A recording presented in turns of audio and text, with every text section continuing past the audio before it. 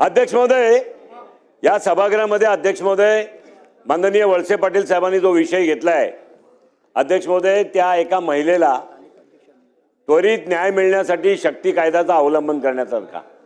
अध्यक्ष महोदय आपण रुलिंग द्या. माझी विनंती आहे, आपण आसनवर बसून माझ्या या मतावर सरकारला रुलिंग द्या. अध्यक्ष एक 5 वर्षाची अध्यक्ष महोदय मुलगी, 5 वर्षाची, त्या 5 वर्षाच्या मुलीला अध्यक्ष महोदय एक 18 वर्षाचा खालचा मुलगा हा त्याच्यावरती अत्याचार करतो. अध्यक्ष महोदय, अत्याचार झाल्यावर अध्यक्ष महोदय संध्याकाळी 6:30 वाजता महानगरपालिकेच्या कांदिवलीतल्या शताब्दी रुग्णालयामध्ये ब्लिडिंग चालू असताना त्या 5 वर्षाच्या मुलीला घेऊन जायला येते जाते.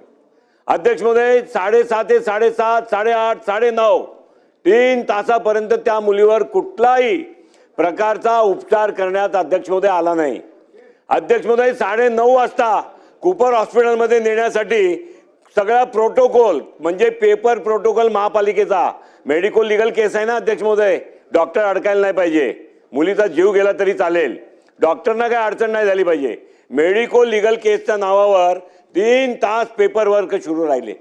नायर हॉस्पिटलमध्ये अध्यक्ष महोदय बेड बुक करावा लागतो असं त्यांचं म्हणणं आहे की नायर हॉस्पिटलला बेड बुक करावा लागतो. अध्यक्ष महोदय 1200 बेडची हॉस्पिटल, 5 वर्षाची अध्यक्ष महोदय अत्याचार झालेली मुलगी, त्याचा अध्यक्ष महोदय ब्लिडिंग सुरू आहे, त्याला रक्तस्राव सुरू आहे, त्याला अध्यक्ष महोदय 3 तासानंतर नायरमध्ये पाठवायची महापालिकेकडनं शताब्दी रुग्णालयामधनं व्यवस्था होते.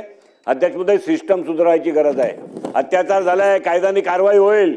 सिस्टम अध्यक्ष महोदय महापालिकेच्या त्या रुग्णालयातले जे डॉक्टर जबाबदार असतील तातडीने अध्यक्ष महोदय त्या डॉक्टरवर कारवाई झाली पाहिजे. एक आणि 15 वर्षाचा मुलगाने अत्याचार केला अध्यक्ष महोदय, तो आता ज्युएनाइल कोर्टमध्ये जाईल. 18 वर्षाचा झाल्यावरती त्याचा काय होईल ते आपल्याला माहित नाही, पण त्या पीडितेला अध्यक्ष महोदय न्याय मिळाला पाहिजे. एखादा मुलीवर किंवा महिलेवर वयाचा खालचा असला तरी. सन्मान्य सदस्य योगेश सागरजींनी जी माहिती आज सभागृहात दिलेली आहे ती अत्यंत दुःखनीय आणि चिंताजनक आहे. कायदा सुव्यवस्थेच्या दृष्टीने अत्यंत दुःखनीय अशी ही बाब त्यांनी आज सभागृहासमोर आणलेली आहे. शासनाने याची गंभीर दखल घेऊन त्वरित उपाययोजना करून अधिवेशन संपण्यापूर्वी या संदर्भातलं निवेदन करावं.